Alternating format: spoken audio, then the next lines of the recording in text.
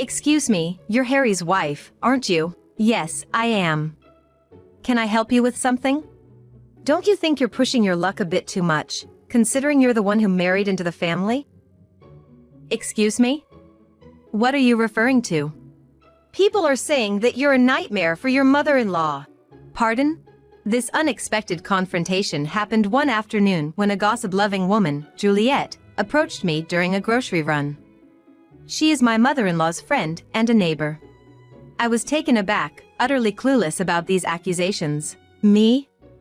Tormenting my mother-in-law? No way. It's absurd to think I'd cause such trouble. I rebutted, feeling more and more flustered. I'm really not sure what you're talking about. I haven't done anything of the sort. But my words fell on deaf ears. Juliet was relentless, not listening to a word I said. Even worse, she said. Stop making lame excuses and start treating your mother-in-law with respect. I couldn't believe what I was hearing. If anyone was getting mistreated here, it was me. My name is Amanda. I've been married to my husband Harry for almost a month now. You could say we're what people call a newlywed couple, still basking in the honeymoon phase. I love Harry and wanted to spend the rest of my life with him, which is why we got married. I never doubted that together, we could build a happy life. I thought so and did not doubt it.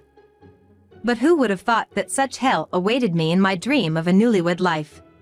The plan was for Harry and I to live in a new condo after getting married. The condo was scheduled to be completed before our registration date, and we planned to start moving in bit by bit once we registered our marriage. However, due to some unforeseen issues on the builder's end, the completion of the condo was delayed by about 2 months. This meant we couldn't proceed with our moving plans as expected. At first, we considered postponing the registration date and thus, the moving date.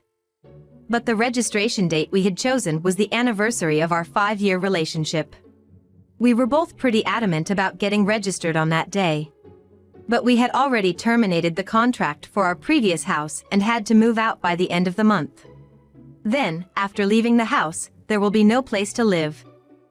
That's when Harry suggested that we live with his parents for a while. My hometown is in a far-off rural area, so commuting to work from there was out of the question. But Harry's parents' house was relatively close to our workplace, so commuting wouldn't be much of a problem. Although I was hesitant at first, I realized that we really didn't have a choice. I thought to myself that it was just for a couple of months until we could move to our new condo. So, with that, we went to Harry's parents' house to discuss the situation. I had met Harry's parents before. They seemed like any normal couple. A chatty mother and a quiet father. I thought they were just a normal married couple that you can find anywhere. I didn't think living with them, even temporarily, would cause any serious conflicts. I had a very light-hearted attitude towards it. When we arrived, Harry's mother greeted us with a smile. Welcome, Amanda, Harry. Please come in, she said, offering us tea and a plethora of snacks. After some small talk, she asked, You said you had something to discuss. What's going on? Harry and I exchanged glances, turned back to his parents, and he said, Mom, Dad. I'm sorry to ask this, but can we live here for a while? Both Harry's mother and father looked surprised. I thought you guys had found a new home. His father asked. The construction of the condo we were supposed to move into is delayed. We've already given up our old house, so we need a place to stay for about 2 months. Harry explained. His mother's eyes lit up at that. So, that means we'll be living together, she said. I felt a twinge of unease at her reaction, but, regardless, we were going to be living with them, even if it was for a short while. Would it be alright if we stay with you for a bit? I asked. Harry's mother nodded vigorously, saying, Of course. It'll be lively and I welcome it. With a big smile, Harry's father, who generally didn't voice his opinion against his wife's, consented. Well, if you are okay with it. Now that that's settled, I need to start cleaning the room.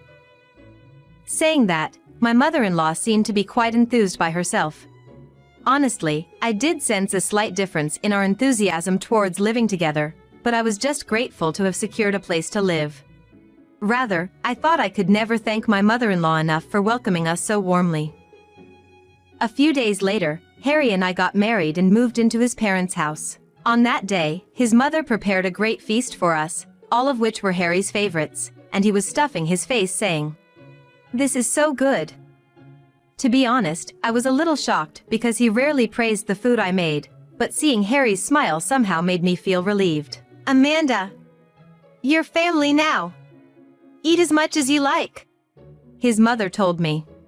"Thank you," I said and enjoyed my mother-in-law's delicious food to my heart's content. She prepared separate rooms for Harry and me, and since we were tired that day, we decided to sleep separately. However, the next morning, I was awakened by my mother-in-law's voice. "Amanda? What time do you think it is? Please get up." "Wait, sorry?" When I looked outside the window, it was still dim. When I checked the time on my smartphone, it was still 5 a.m. I didn't understand why she woke me up so early on my day off, and when I looked confused, she said, "Don't space out. Please get up. You're in charge of breakfast from today on, okay?" "Well, but I thought we were going to share the chores." When I nervously said this, she laughed. "Hey, what nonsense are you talking about? Don't make me laugh by saying you're going to share chores while you're living here. Hurry up." With that, she left the room. Why did she separate Harry's and my room? At that moment, I thought I had a rough idea. Since then, she's attitude only worsened. Where did she, who welcomed me so warmly, go? Her personality changed so much that I wondered this. If I ever woke up a bit past 5 a.m., she scolded me. "Do you have any self-awareness as a wife? I wouldn't mind if you left." If she didn't like something about the chores I did, she'd say, "What's with the way you're doing things? You're really not educated at all. I'd like to see the faces of your parents." Saying that, she even looked down on my parents. Moreover, she only said such sarcastic remarks to me when Harry wasn't around. When he was there, she would be overly nice to me. I couldn't bear it anymore and decided to talk to Harry about it. "Hey, about your mom, she keeps making snide remarks and it's really hard for me." When I said this, "Snide remarks? From Mom? She must be just overly concerned about you thinking you're her daughter." Harry laughed. "I'm seriously worried." No matter how many times I told him this, Harry never took me seriously, and he always ended the conversation by saying, "Mom's just worried about you. Please try to get along." He made a troublesome face after saying that. We hadn't even been married for a month, and this was the situation. I was quite desperate about my newlywed life with Harry. And then, the incident happened. Being taunted and oppressed by my mother-in-law every day, shopping time was the happiest time for me, who was getting close to my limit. I had the day off this day too, so I finished all the tasks that my mother-in-law told me to do and went shopping. After finishing my shopping, I went to the grocery store to buy what my mother-in-law had asked for. Then, someone spoke to me there. "Excuse me, you're the wife of Harry, aren't you?" "Yes, I am, but..." "Isn't it a bit too harsh to be treated like this, considering you're the one who got married?" "Excuse me? What are you referring to?" "You are said to be harassing your mother-in-law, not the other way around." "What?" At her sudden accusation, my mind went blank. Of course, it would. I had no recollection of doing such a thing. However, the woman named Juliet seemed to think I was playing dumb. "It's not good to feign ignorance. You push the housework onto mother-in-law every day, badmouth her, and gallivant around town, don't you?" She said such ridiculous things. "Hold on a minute. I'm not pushing housework onto anyone, nor am I badmouthing anyone. Moreover, saying that I'm gallivanting around. So, what's in those shopping bags then? Are they not as she said?" With those words, she pointed at my shopping bags and glared at me. "That's not true. I just happened to be off work today." No matter how I tried to explain, she didn't seem to want to listen. Instead, she sighed heavily and said, "I feel so sorry for her. Having such a disappointing daughter-in-law. She must be home doing the housework you dumped on her." She said that and left. At that moment, I felt something snap inside me. Am I the one harassing my mother-in-law? Am I the one pushing housework and bad-mouthing? This is ridiculous. The one pushing housework and bad-mouthing, forcing everything onto me while gallivanting around, it's all her, every single thing, it's all my mother-in-law. With that thought, I left the grocery store without buying anything. When I returned home, as expected, my mother-in-law was waiting for me. "You're late. It's embarrassing to gallivant around till this time." She said that. The time was still before 6 p.m. I wanted to retaliate, but I swallowed my anger and replied, "I'm sorry." Then she sighed deliberately and asked, "So, did you get what I asked for?" "I'm sorry." I rushed back home. "So," I replied. Then she started to get angry, her face turning red. "Stop slacking off. Really, how many times do I have to tell you? You're such a useless daughter-in-law. A disappointing one. It's embarrassing that you're my son's wife." She yelled at me. At that point, I smiled at her. "I'll become the kind of daughter-in-law you say I am," Anne declared. At that, she looked surprised for a moment. "Finally understood, did you?"